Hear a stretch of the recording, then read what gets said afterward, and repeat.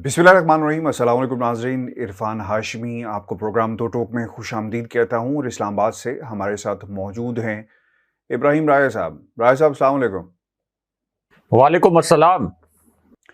राय साहब, तीन खबरें हैं आज हमारे पास। पहली खबर, खान साहब ने एक ऐसी शख्सियत की निशानदही की है कि जिसने उनकी हुकूमत पर दबाव डाला, उन पर दबाव डाला। ये शख्सियत कौन सी है और इसकी जो निशानदही की गई, इसके ताने बाने कहाँ जाकर मिलते हैं, इसे हम पर्दा उठाएंगे। और फिर खान साहब ने एक दूसरी बाअसर शख्सियत को वफाक से यानी इस्लामाबाद से अब पंजाब की तरफ भेजा है, ख़ुसूसन उस वक्त जब पंजाब के अंदर परवेज़ इलाही साहब मौजूद हैं। ये शख्सियत कौन है, इसके हवाले से भी अपने व्यूअर्स के सामने हम हक़ाइक़ रखेंगे। और फिर शहबाज शरीफ साहब, राय साहब, किस शख्सियत के सामने आंसुओं से रोए और उन्होंने क्या कहा कि मुझे बचा लो, ये शख्सियत कौन सी है और कब ये वाक़या पेश आया, इसकी भी तफसीलात हम अपने सुनने वालों के सामने रखेंगे। लेकिन सबसे पहले आपको बताते चलें, एक बहुत ही इम्पोर्टेंट जो स्टेटमेंट जारी की गई खान साहब की तरफ से, और उन्होंने कौम के सामने अपनी 3.5 साल की कारकर्दगी और इस हुकूमत की 3.5 माह की कारकर्दगी का मुआजना किया। खान साहब ने, राय साहब, जो सबसे बड़े सवालात उठाए, एक डॉलर की कीमत के हवाले से, और फिर इलेक्शन कमीशन ने जो साजिश की, जिसका एक बहुत ही घनौना और अफसोसनाक किरदार था कि किसी तरह इमरान खान को हराया जा सके, और इन्होंने जिन किरदारों के साथ मिलकर साजिश की, जिनके कदमों में ये बैठे रहते थे, उसका भी जिक्र किया। और फिर खान साहब ये भी कहते हैं कि हमारी हुकूमत की टांगें खींची गई। ये बहुत ही इम्पोर्टेंट जुमला है कि कुछ अनासिर ऐसे थे, कुछ किरदार ऐसे थे, कुछ शख्सियात ऐसी थी जो नहीं चाहती थी कि पाकिस्तान तहरीक-ए-इंसाफ अपना वक्त पूरा करे। ये शख्सियत कौन थी, इस पर भी हम खैर डिटेल से आपसे बात करेंगे। और फिर जो सबसे इम्पोर्टेंट बात थी, आज खान साहब ने, राय साहब, कुछ ऐलानात भी किए हैं। चूँकि महंगाई बहुत बढ़ गई, तोहफ़ा मिला है इम्पोर्टेड हुकूमत की शक्ल में पाकिस्तान की आवाम को। एक रिलीफ पैकेज का भी ऐलान खान साहब ने किया है आम आदमी के लिए, और जो सफ़र है उनका फ़लाही रियासत का, इसकी तरफ ऑब्वियसली ये बहुत बड़ा कदम होगा। और फिर राय साहब, साजिश की इजाज़त क्यों दी गई, खान साहब का ये सवाल आज भी है। बार बार आप पाकिस्तान के ताकतवर हलकों को जो रोक सकते थे, साजिश को रोका क्यों नहीं, इसका भी जिक्र किया गया। और अब खान साहब ये कह रहे हैं कि सिर्फ एक ही मुतालबा है कि मुल्क के अंदर साफ शफाफ इलेक्शन करवाए जाएं। और ये भी बड़ा इंपॉर्टेंट है, तमाम लोगों को याद रखना चाहिए, इमरान खान ने अपनी जो तहरीक-ए-तमाद के बाद हुकूमत को असम्बलियाँ तोड़ दी थी। ये नहीं हुआ कि वो इक़्तिदार में बैठे रहे, यानी अवाम की ताकत से दोबारा इक़्तिदार में आना उन्होंने मुनासिब समझा, लेकिन फिर एक साजिश दोबारा हो जाती है। और खान साहब ये भी कहते हैं कि उनकी किसी फ़र्द से कोई ज़ाती दुश्मनी नहीं है। राय साहब, वो तहरीक तालिबान पाकिस्तान के साथ बलूचिस्तान में जो मूवमेंट चलाने की कोशिश कर रहे हैं, उन लोगों के साथ जो सिंधु देश का नारा लगाते हैं, उन लोगों के साथ बात कर सकते हैं, लेकिन वो किसी सूरत भी पाकिस्तान को जिन्होंने लूटा, डाकुओं के साथ कभी भी बैठकर कोई बात नहीं करेंगे। हैविंग सेड दैट, जो सवाल पैदा होता है राय साहब कि ये कौन सी शख्सियत है जिसकी तरफ खान साहब इशारा कर रहे हैं कि इन्होंने हम पर दबाव डाला और हमारी हुकूमत को गिराने की, यानी हमारी टांगें खींची गई, और नहीं तो इस वक्त हम इक़्तिदार में होते, जिसका असर पाकिस्तान की मईशत पे पड़ा। खान साहब का इशारा किसकी तरफ है? देखें हाशमी साहब, इमरान खान साहब ने जिन शख्सियात की जानिब और जिस कुव्वत की जानिब इशारा किया है, अगर आपने और हमारे व्यूअर्स ने उस कुव्वत को पहचानना है और उस कुव्वत की शनाख्त करनी है, तो फिर आपको उन 3 पुरस्कार वाक़यात का जायजा लेना पड़ेगा जो कि उस रात को पेश आए, जो इमरान खान साहब की बतौर प्राइम मिनिस्टर वज़ीर-ए-आज़म हाउस में आखिरी रात थी। अब हाशमी साहब, कोई 7:30 बजे के करीब इमरान खान साहब ने उस वक्त वफाकी काबीना का एक हंगामी इजलास तलब किया था, और वो जो काबीना का इजलास तलब किया गया था, उसका मकसद ये था कि अमेरिका से जो मरासला आया था, जो पाकिस्तान के एम्बेसडर ने भेजा था, उसको डी क्लासीफाई करने के लिए वो कैबिनेट से मंजूरी ले लें। लेकिन इस दौरान एक अफवाह फैल गई, और वो अफवाह ये थी कि इमरान खान साहब ने बतौर prime minister army chief general Qamar Javed Bajwa को मुमकिना तौर पर और मुबैना तौर पर बरतरफ कर दिया है। अब सिर्फ इस मफरूजे पर और इस अफवाह पर आधी रात को इस्लामाबाद हाई कोर्ट खुल गई। चीफ जस्टिस अतर मिनल्ला दौड़े दौड़े इस्लामाबाद हाई कोर्ट पहुंच गए और यहां तक के ये खबरें भी चली ब्रेकिंग न्यूज के तौर पर कि इस्लामाबाद हाई कोर्ट की लाइट्स ऑन कर दी गई। दूसरी जानिब फिर सुप्रीम कोर्ट के चीफ जस्टिस और जज साहिबान के मुतल्लिक एक खबर लीक की गई कि पुलिस ने उनका जो रास्ता है वहां पर सर्च शुरू कर दी, चेकिंग शुरू कर दी। यानी एक तासुर यह बनाया गया कि किसी भी लम्हे चीफ जस्टिस और सुप्रीम कोर्ट के जज साहिबान अब सुप्रीम कोर्ट पहुंचने वाले हैं। यानी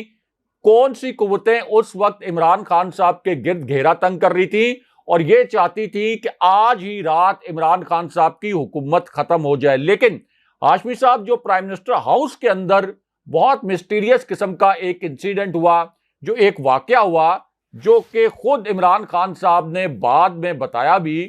कि असद कैसर जब कौमी असम्बली से निकले, अब चूंकि मैं भी बतौर सहाफी कौमी असम्बली का वो इजलास कवर कर रहा था और इस तारीख का हिस्सा था, तो जब असद कैसर कौमी असम्बली से निकले और प्राइम मिनिस्टर हाउस पहुंचे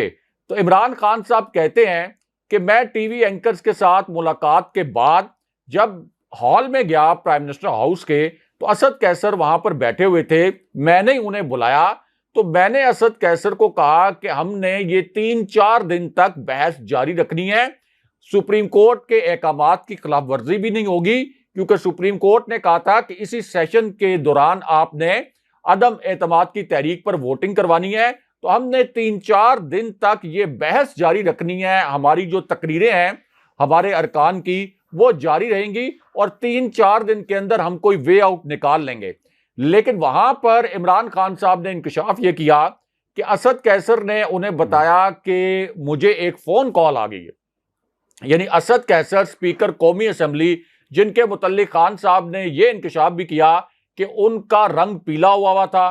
और वो कांप रहे थे, बहुत ज्यादा दबाव का शिकार थे, उन्हें पसीने आ रहे थे। और जब मैंने उनसे पूछा कि असद कैसर आप क्यों इतनी घबराहट का शिकार हैं, तो उस वक्त असद कैसर ने यह बताया इमरान खान साहब को कि मुझे एक फोन कॉल आ चुकी है और मुझे यह कहा गया है कि आज के दिन में हर सूरत में आपने तहरीके अदम एतमाद पर वोटिंग करानी है और अगर तहरीके अदम एतमाद पर वोटिंग नहीं करानी तो फिर मुस्ताफी हो जाएं। इस पूरे प्रोसेस को किसी भी सूरत अगले दिन नहीं जाना चाहिए। अब खान साहब कहते हैं कि मैंने असद कैसर को यह भी कहा कि आप डट जाएं, मेरी तमाम जो आप ये कह लें कि इस वक्त खान साहब को ज़ाहिर पता था कि वो उस वक्त भी एक बड़े पॉपुलर लीडर थे, तो उन्होंने कहा कि पूरी पार्टी आपके पीछे खड़ी हो जाएगी, मैं भी आपको पूरी सपोर्ट करूंगा, कोई आपका कुछ भी नहीं बिगाड़ सकेगा। लेकिन असद कैसर ने उस वक्त आप ये कह लें कि हम्बली मादरत कर ली इमरान खान साहब से और उन्होंने कहा कि मुझे ये पैगाम दिया गया है कि अगर आज के दिन में तहरीके अदम एतमाद पर वोटिंग ना मैंने कराई या मैं मुस्ताफी ना हुआ तो मुझे ताहयात नाअहल करवा दिया जाएगा। अब यहां से आप अंदाजा लगा लें कि किसकी फोन कॉल हो सकती है जो असद कैसर को आई थी। और अब इमरान खान साहब जो कह रहे हैं कि मेरी हुकूमत को चलने नहीं दिया गया और मेरी हुकूमत को हर वक्त दबाव में रखने की कोशिश की गई, तो वो किन कुव्वतों की जानिब इशारा कर रहे हैं। उसके बाद हाशमी साहब आप ये भी देखें कि जो पार्लियामेंट में कैदियों की वैन पहुंचाई गई थी, प्राइम मिनिस्टर तो इमरान खान थे, उस वक्त वजीर दाखिला भी शेख रशीद थे, तो फिर आखिर वो कौन था जो कि उस वक्त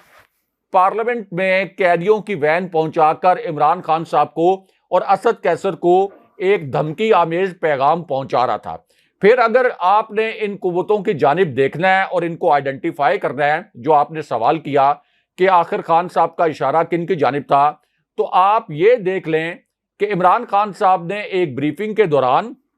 ये अल्फाज इस्तेमाल किए कि आसिफ अली जरदारी और शहबाज शरीफ के करप्शन के केसेस इसलिए मंतकी अंजाम तक नहीं पहुंच सके, इसलिए ये दोनों इतनी बड़ी करप्शन करने के बावजूद बच गए कि पाकिस्तान के जो ताकतवर हल्के हैं उनकी दिलचस्पी नहीं थी करप्शन के केसेस को आगे बढ़ाने में और वो करप्शन को कोई बड़ा मसला नहीं समझते थे। खान साहब ने यह भी कहा कि उनका असर रसूख था नैब पर और अदलिया पर। अब इनडायरेक्टली इसका मतलब यह है कि ताकतवर हलकों से जो शहबाज शरीफ और आसिफ अली जरदारी बैकडोर राब्ते कर रहे थे, उनके नतीजे में ही शहबाज शरीफ जेल नहीं गए, जो उनके ऊपर 16 अरब रुपए की मनी लॉन्ड्रिंग का केस था और 8 अरब रुपए की जाली ट्रांजैक्शन का केस जो आसिफ अली जरदारी पर था, उन पर भी एक फर्दे जुर्म आयद होने वाली थी। लेकिन आसिफ अली जरदारी भी जेल जाने से बच गए और शहबाज शरीफ भी जेल जाने से बच गए। फिर उसके बाद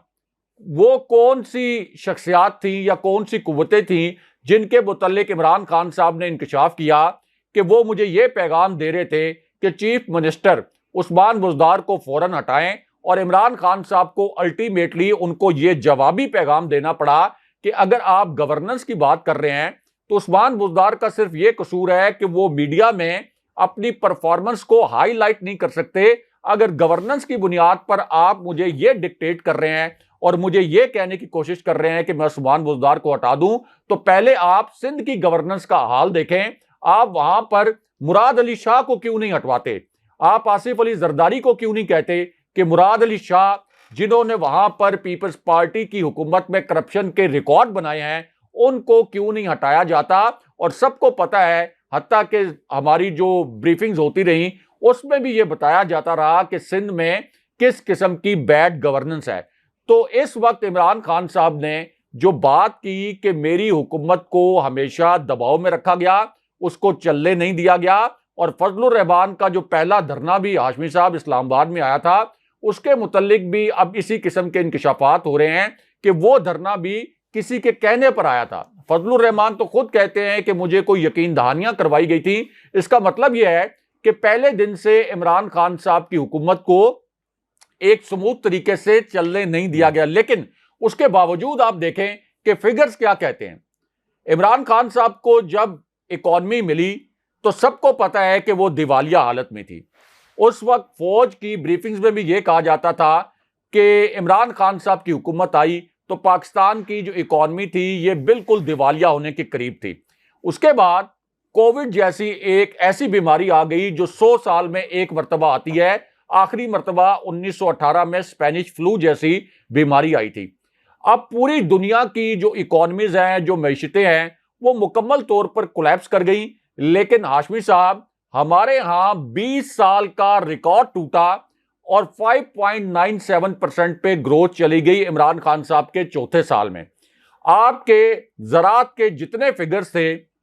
जितने आपने टारगेट सेट किए हुए थे, वो सारे एक्सीड करके आपकी आईटी एक्सपोर्ट्स जो है वो 75% बढ़ गई। आपकी जो ओवरऑल एक्सपोर्ट्स थी उन्होंने तमाम रिकॉर्ड तोड़ डाले। आपका जो सनती शोबा था, जो आपने हदफ मुकर्रर किया हुआ था, आप उससे बहुत ज्यादा आगे चले गए। और ये सब कुछ किसने एक्नॉलेज किया हाशमी साहब? ये इंपोर्टेड हुकूमत के इकोनॉमिक सर्वे में एक्नॉलेज किया गया। तो इमरान खान साहब को इतने मुश्किल हालात में एक तो गवर्नमेंट मिली, उन्होंने मुल्क को दिवालिया होने से बचाया, उसके बाद 5.97% पे ग्रोथ रेट ले गए और सारे जो आपके इकोनॉमिक इंडिकेटर्स थे उनको पॉजिटिव कर दिया। जो आपका गरीब तबका था, जो सबसे ज्यादा महंगाई से मुतासिर हो सकता था, उसके लिए एहसास जैसा प्रोग्राम शुरू कर दिया। उसके बाद नेशनल हेल्थ कार्ड जैसा प्रोग्राम शुरू कर दिया और साथ साथ कोई भूखा ना सोए जैसे फ्लाई प्रोग्राम शुरू किए। हाशमी साहब, ये जो कौम है, ये इमरान खान साहब का सिर्फ जो नेशनल हेल्थ कार्ड का प्रोग्राम था उसका एहसान नहीं उतार सकती। ये जो 10 लाख रुपए का नेशनल हेल्थ कार्ड था, इमेजिन नहीं कर सकता कोई कि जो गरीब तबका है, जो लोअर मिडिल क्लास है, वहां किसी घर के अंदर बीमारी आ जाए तो किस तरह लोगों को अपने घर बाहर बेचने पड़ते हैं। अगर उनके पास कोई जमीन का टुकड़ा है तो वो बेचने पड़ते हैं, औरतों को अपने जेवर बेचने पड़ते हैं और फिर जाकर उस बीमारी का इलाज वो करवाते हैं। लेकिन खान साहब ने नेशनल हेल्थ कार्ड दिया कि आप प्राइवेट अच्छे से अच्छे हॉस्पिटल में जाके 10 लाख रुपए तक का अपना इलाज करवाएं। तो इतना कुछ करने के बावजूद इमरान खान साहब की हुकूमत किसने गिराई? यानी बैरूनी साजिश तो हुई, लेकिन बैरूनी साजिश के नतीजे में सिर्फ हुकूमत नहीं गिर सकती थी। खान साहब तो कहते हैं कि कुछ अंदरूनी किरदार हैं और खान साहब कहते हैं कि वो किरदार शहबाज शरीफ, आसिफ अली जरदारी और मियां नवाज शरीफ, फजलुर रहमान के अलावा भी हैं। तो यहां पर खान साहब जो कह रहे हैं, एक तो वो पॉलिटिकल फिगर्स का भी जिक्र कर रहे हैं कि इन्होंने भी खान साहब की हर वक्त टांगे खींचने की कोशिश की। कभी पहले फजलुर रहमान पहले साल धरना लेके आ गए, फिर पीडीएम की तहरीक शुरू हो गई, और फिर खान साहब कुछ और कुव्वतों की जानिब भी इशारा कर रहे हैं कि जिनकी वजह से उनकी हुकूमत में रोड़े अटकाए गए। लेकिन उसके बावजूद आप देख लें कि कितनी शानदार परफॉर्मेंस, और उसके जो फिगर सामने आए हैं इकोनॉमिक सर्वे में, वो ये बयान कर रहे हैं कि खान साहब का ये जो 3.5 साल का दौर था, ये पिछले 20 साल का बेहतरीन दौर साबित हुआ है पाकिस्तान के लिए। साहब, ये बहुत ही ऐसी सिचुएशन में पैदा हुई है जब हमने मुल्क के अंदर इत्तेहादियों की हुकूमतों को देखा है, एक दूसरे के ऊपर रिलाई करते हैं और बात नहीं मानी जाती। जैसे एमक्यूएम के हालात हैं इस वक्त पाकिस्तान पीपल्स पार्टी के साथ, और गारंटर कौन है? शहबाज शरीफ साहब, जिनकी गारंटी पर नवाज शरीफ साहब बाहर गए हुए थे। अब मसला ये है कि पाकिस्तान तहरीक इंसाफ के ज़्यादा वोट थे, पंजाब में हुकूमत बन गई, परवेज़ इलाही वज़ीर आला बन गए। किस तरह चेक रखा जाएगा? और पंजाब के लिए जो ऐलानात किए जा रहे हैं, ये शख्सियत भी एक भेजी है खान साहब ने कि आपने जाकर आवाम को रिलीफ देना है। पाकिस्तान तहरीक इंसाफ यानी करेंगे पाकिस्तान तहरीक इंसाफ की जगह जो आपके वज़ीर आला हैं वो परवेज़ इलाही साहब हैं, लेकिन इसका बोझ यानी अच्छा करेंगे तो क्रेडिट जो है वो खान साहब को जाएगा, बुरा करेंगे तो वो काफ लीग को नहीं जाएगा, वो पाकिस्तान तहरीक इंसाफ को जाएगा। तो चेक एंड बैलेंस, और क्या उम्मीद हमें रखनी चाहिए परवेज़ इलाही से कि वो कितनी इमरान खान की बात सुनेंगे? क्योंकि अभी तक तो उन्होंने कहा कि खान साहब का अगर कहें, जो सबसे बड़ी बात उन्होंने कही, तो मैं 1 सेकंड से पहले असम्बलियाँ तोड़ दूंगा। तो किस तरह देख रहे हैं इस न्यू गवर्नमेंट को? पंजाब के अंदर आवाम चीखें मार रही है, रिलीफ देना बहुत ही ज़रूरी है आम आदमी को। देखिए आजमी साहब, परवेज इलाही चूंकि पहले चीफ मिनिस्टर रह चुके हैं और उनकी शोहरत एक अच्छे मुंतजिम की है, एक अच्छे एडमिनिस्ट्रेटर रहे हैं वो पंजाब में, और उन्होंने बड़े काम भी किए हैं। अब इसका मतलब यह है कि बतौर चीफ मिनिस्टर परवेज इलाही के पास सलाहियत तो है पंजाब को चलाने की, और ऊपर से जाहिर है कि इमरान खान साहब नज़र भी रखेंगे, कड़ी निगरानी भी करेंगे, और खान साहब का जो अपना गवर्नमेंट करने का एक विजन है वो भी एक्सप्लेन किया होगा उन्होंने, पूरा जो स्ट्रक्चर है, पूरा जो फार्मूला है चौधरी परवेज इलाही को। अब जो आपने कहा कि एक शख्सियत को भेजा इमरान खान साहब ने पंजाब में, तो सानिया निश्तर को असल में इमरान खान साहब ने अब पंजाब भेजा है, क्योंकि सानिया निश्तर जो एहसास प्रोग्राम की सरबराह थी, तो आशमी साहब ये एहसास प्रोग्राम की इंटरनेशनल लेवल पर एक्नॉलेजमेंट की गई, यूएन के लेवल पर इस प्रोग्राम को इंतहाई मौसर प्रोग्राम करार दिया गया। फिर बरतानिया में एक तहकीक हुई, एक यूनिवर्सिटी ने एक तहकीक की, और यह कहा गया कि इस प्रोग्राम से बहुत कुछ सीखने की जरूरत है मगरिब को भी। और जो बीबीसी की एक स्टोरी थी उसके मुताबिक सानिया निश्तर को दुनिया की 100 सबसे बाअसर खवातीन में शामिल भी किया गया।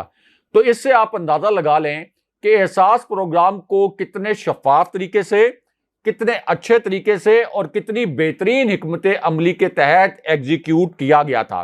अब जो कुछ वो वफाक की सतह पर कर रही थी, यानी वफाक में बैठ के कर रही थी और सूबों को भी कंट्रोल कर रही थी एहसास प्रोग्राम के लिए, तो अब उनको पंजाब में भेजने का फैसला इसलिए किया गया है कि ये जो पिछले 3.5 महीने के दौरान इस इंपोर्टेड हुकूमत ने जो कहर नाजिल किया है महंगाई की सूरत में, अब खान साहब चाहते हैं कि पंजाब में चूंकि उनकी हुकूमत आ गई है, पाकिस्तान का सबसे बड़ा सूबा है,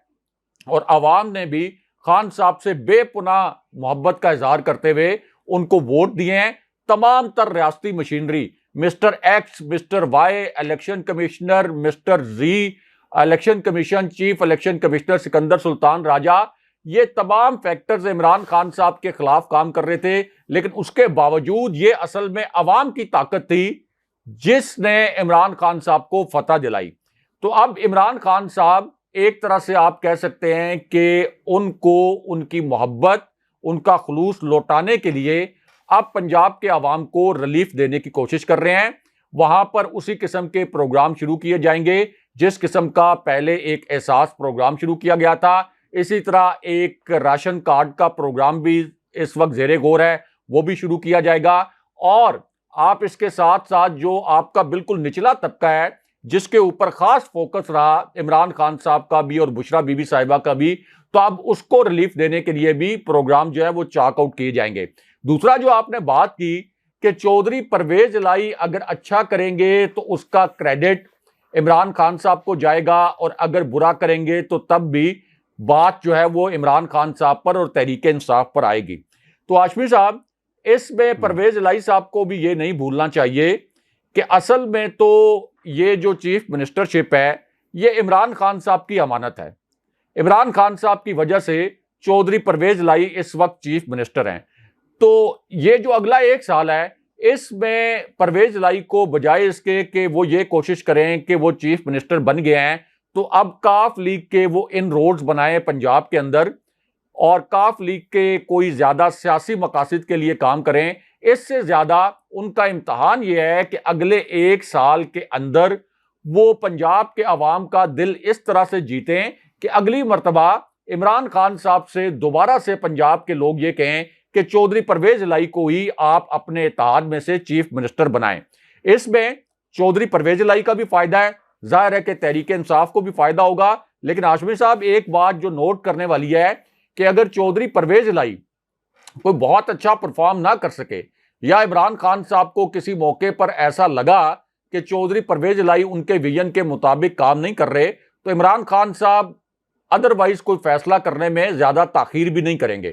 क्योंकि इमरान खान साहब कोई ऐसे हुक्मरान नहीं है कि वो ये कहें कि पंजाब में बस उनको कुर्सी मिल गई है तो वो इस कुर्सी के साथ चिपके रहें। जिस वक्त वो महसूस करेंगे कि उनका विजन उस तरीके से पंजाब में ट्रांसलेट नहीं हो रहा, उस तरीके से एग्जीक्यूट नहीं हो रहा जिस तरह से वो चाहते हैं, तो फिर वो फैसले करते हैं इमरान खान साहब। और फिर लोग ये भी जानते हैं कि इमरान खान साहब को आप जो भी हथकंडा इस्तेमाल कर लें, जितने भी नाजुक हालात हो, इमरान खान साहब कभी भी ब्लैकमेल नहीं होते। इधर पूरे पाकिस्तान के जो तज्जियाकार थे वो ये कह रहे थे कि इमरान खान साहब के इक़्तिदार का सूरज गुरूब हो गया है, अब इमरान खान साहब के खिलाफ तमाम कुव्वतें काम करेंगी, किसी भी सूरत इमरान खान साहब वापस नहीं आ सकेंगे, क्योंकि इनको वापस नहीं आने दिया जाएगा। अब ये बात तो ठीक थी कि इमरान खान साहब की वापसी के रास्ते रोकने के लिए तमाम कुव्वतों ने इकट्ठे हो जाना था, लेकिन इमरान खान साहब की जो विल पावर है, इमरान खान साहब की जो स्ट्रगल है, जो इमरान खान साहब की अनथक मेहनत है, और खास तौर पर वो एक क्रिस्मेटिक पर्सनैलिटी के साथ साथ जज्बा कि आप उस वक्त तक नहीं हारते जब तक आप हार नहीं मानते।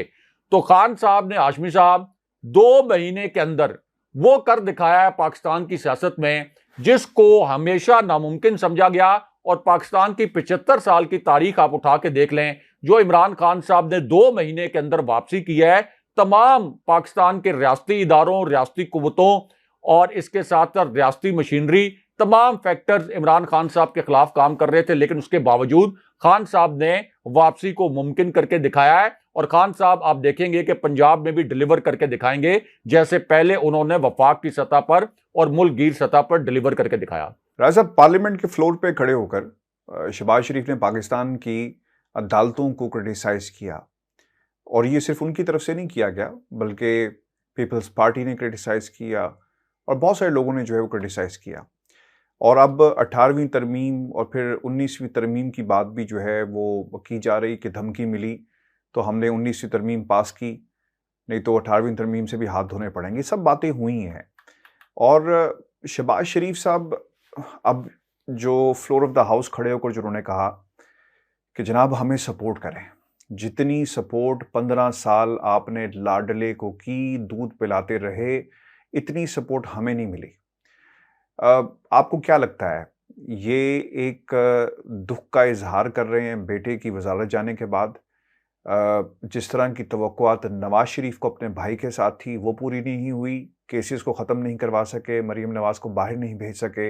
इसलिए ये बात कर रहे हैं। नवाज शरीफ साहब का गम और गुस्से की वजह से ये बात कर रहे हैं कि जनाब आपने क्या किया, कारकर्दगी सिफर रही आपकी, मुश्किल फ़ैसले भी करवा लिए, नून लीग को तबाह कर दिया और दीवार के साथ लगा दिया। फिर क्या ये बुनियादी वजह ये भी सामने आपको लगता है कि जवेद लतीफ़ पैगामात देने पर और बयानात देने पर उन्हें मजबूर किया गया, सेकंड लीडर टियर जो लीडरशिप है नून लीग की, कि अगर केसेस ख़त्म ना हुए और सेम लेवल फील्ड जो है ना दी गई तो नवाज शरीफ पाकिस्तान आ जाएगा? ये किसको सुना रहे हैं? सपोर्ट की बात की जा रही है, धमकी दी जा रही है, ये किसको दे रहे हैं? पाकिस्तान की ताकतवर जो फैसला साज हल्के हैं उनको दे रहे हैं, आर्मी चीफ को दे रहे हैं, किसको दे रहे हैं? देखिए आजमी साहब, शहबाज शरीफ ने असल में फौजी क़यादत को धमकी दी है। ये जो वो उन्होंने बात की है कि मेरे सीने में बड़े राज दफन हैं, ये बात उन्होंने इसलिए की कि राना सनाउल्लाह, खुर्रम दस्तगीर और एहसन इकबाल इससे पहले इशारों कनायों में 2-3 टीवी प्रोग्राम्स में ये कह चुके हैं कि हम तो तहरीके अदम एतमाद नहीं लाना चाहते थे, हम तो हुकूमत में भी नहीं आना चाहते थे, लेकिन हमें उन लोगों ने बताया। अब उन लोगों को आप इन्वर्टेड कॉमास में ज़रा डाल लें। वो कहते हैं कि उन लोगों ने हमें बताया कि अगर आपने इमरान खान की हुकूमत गिराने में हमारे साथ ताउन ना किया तो फिर एक जनरल आके सीट पर बैठ जाएगा और आपके लिए बड़ी मुश्किलात बनेंगी। यानी जनरल फैज हमीद की जानिब इशारा किया। तो अब शहबाज शरीफ असल में फौजी क़यादत को धमका रहे हैं कि ये जो खुर्रम दस्तगीर ने बातें की थी, राना सनाउल्लाह ने बातें की थी, इस किस्म के बहुत से राज हमारे सीने में दफन हैं कि हमें किसने कहा था कि इमरान खान की हुकूमत गिराएं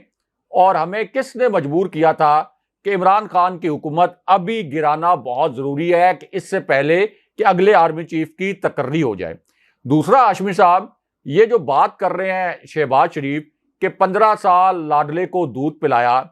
ये इस वजह से बात कर रहे हैं कि इनकी तवक्को ये थी कि army chief general Qamar Javed Bajwa या DGISI चीफ जस्टिस के चैम्बर में जाके बैठ जाते और वहां पे उन्हें डिक्टेट करते ये फैसला कि हमजा शहबाज को किसी भी सूरत आपने बरतरफ नहीं करना। अब चूंकि शहबाज शरीफ की ये ख्वाहिश या ये तवक्को पूरी नहीं हुई, इस वजह से अब वो धमका रहे हैं फौजी क़यादत को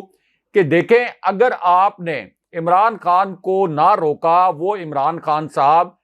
जिन्होंने हमारी सियासत को ताबूत में बंद कर दिया,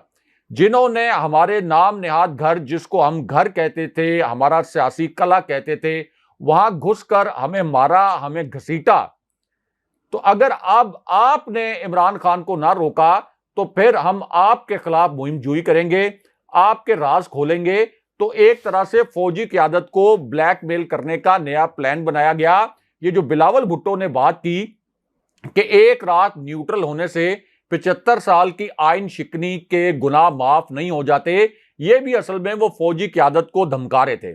यानी अब वो ये कह रहे हैं कि जिस दिन इमरान खान साहब की हुकूमत गिरी, इमरान खान साहब की जिस रात को हुकूमत गिरी, उस दिन तो एस्टेब्लिशमेंट न्यूट्रल थी, मीठा मीठा हप, कड़वा कड़वा थू थू। वो कह रहे हैं कि उस दिन तो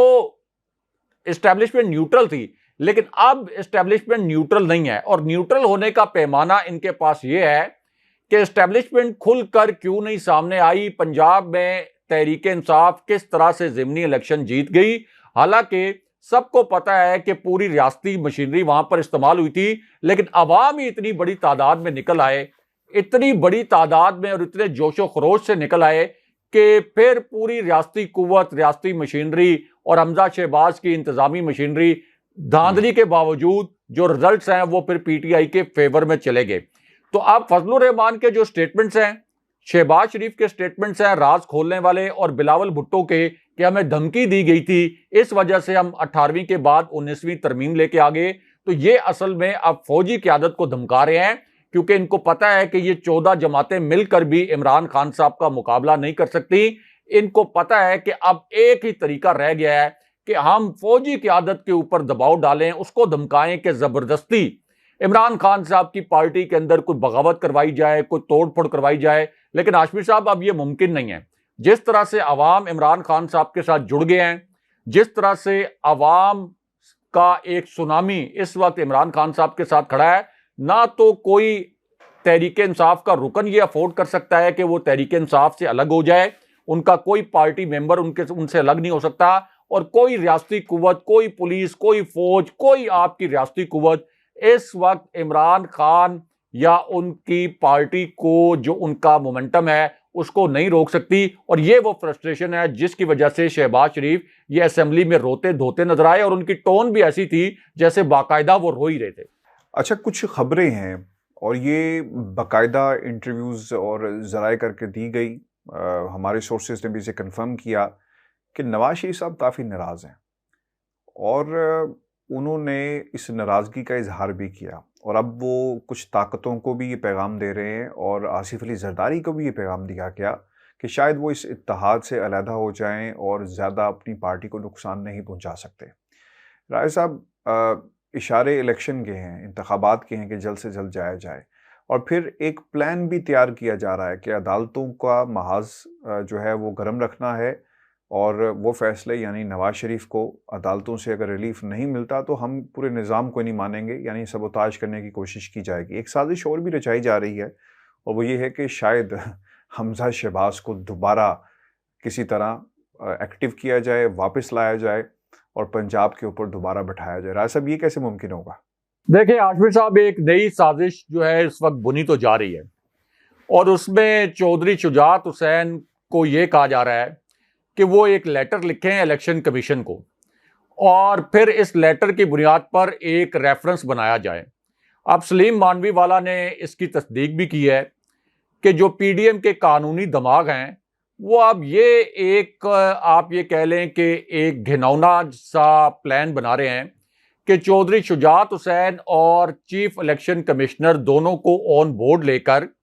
एक रेफरेंस की सूरत में चौधरी शुजात हुसैन एक खत लिख दें इलेक्शन कमीशन को और ये कहें कि मैं पार्टी हेड हूं तो मैं रेफरेंस भेजने का इस्तेकाक रखता हूं और काफ लीग के वो अरकान जिन्होंने हमजा शहबाज को वोट दिया है मेरी हदायत के बरक्स, उनको डी सीट कर दिया जाए। अब आशमी साहब, ये सलीम मानवी वाला कहते हैं और तस्दीक करते हैं कि ये प्लान बन रहा है, लेकिन इस पर जो कानूनी राय है, जो कानूनदानों से हमारी बात हुई है और चोटी के कानूनदानों से बात हुई है, उनका कहना है कि सुप्रीम कोर्ट के अंदर यह नुक्ता जब सामने आया था तो सुप्रीम कोर्ट के फैसले से यह जाहिर हो गया कि डिप्टी स्पीकर की रूलिंग असल में बदनीयती पर भी मबनी थी और गलतफहमी पर भी मबनी थी। अब बदनीयती वाला जो फैक्टर है उस पर सुप्रीम कोर्ट ने डिप्टी स्पीकर को सजा देना मुनासिब नहीं समझा, लेकिन एक फैक्टर यह था कि वो जो गलतफहमी थी वो जानबूझकर आप ये कह लें कि एक बदनीति की मबनी पर वो फैसला था। अब अगर ये इलेक्शन कमीशन में ये नाम निहाद खत को रेफरेंस के तौर पर लेकर चले भी जाते हैं तो किसी भी सूरत उस रेफरेंस की बुनियाद पर चौधरी परवेज लाई और ये जो 10 अरकान हैं काफ लीग के, ये डी सीट नहीं हो सकते। क्या इलेक्शन कमीशन चौधरी परवेज लाई को यह कहेगा कि आपने खुद को वोट डालकर कोई जुर्म किया है, यानी परवेज लाई ने भी खुद को वोट दिया, तो क्या वो ये कहेगा इलेक्शन कमीशन कि आपने खुद वोट डालकर कोई अपने हलफ की खिलाफ वर्जी की या कोई जुर्म किया है? तो ये जो अब एक नया खत लिखने की एक साजिश कर रहे हैं और उसको रेफरेंस की शक्ल देने की कोशिश कर रहे हैं, असल में ये चाह ये रहे हैं कि जिस तरह से इलेक्शन कमीशन पहले नून लीग का एक कारिंदा बना हुआ था, हो सकता है कि चीफ इलेक्शन कमिश्नर इसमें कोई गुंजाइश पैदा कर दें और इस बुनियाद पर ये काफ लीग के जो 10 अरकान हैं वो डी सीट हो जाएं। हाशमी साहब, एक तो ये कानूनी लिहाज से टेक्निकली मुमकिन नहीं है। बहुत शुक्रिया राज साहब। व्यूअर्स, आज का हमारा शो था, अपने कमेंट से ज़रूर भेजिएगा और जो नंबर हमने आपको दिया है इस पर 30 सेकंड का अपना सवाल आप हमें भेज सकते हैं जिसे हम प्रोग्राम में शामिल करें। आपके बहुत सारे पैगामात मौसूल हो रहे हैं और पिछले 2 दिनों में जब से हमने अपनी लाइंस ओपन की हैं तकरीबन कोई 6 से 7 हज़ार मैसेजेस मौसूल हो चुके हैं। सिर्फ रिक्वेस्ट ये है कि 30 सेकंड से ज़्यादा अपना मैसेज मत भेजिएगा और उसे प्रोग्राम से आप ज़रूर जोड़ें। अपने कमेंट्स भेजिएगा, चैनल को ज़रूर सब्सक्राइब करें। इजाज़त दीजिए, अल्लाह ने के बाद।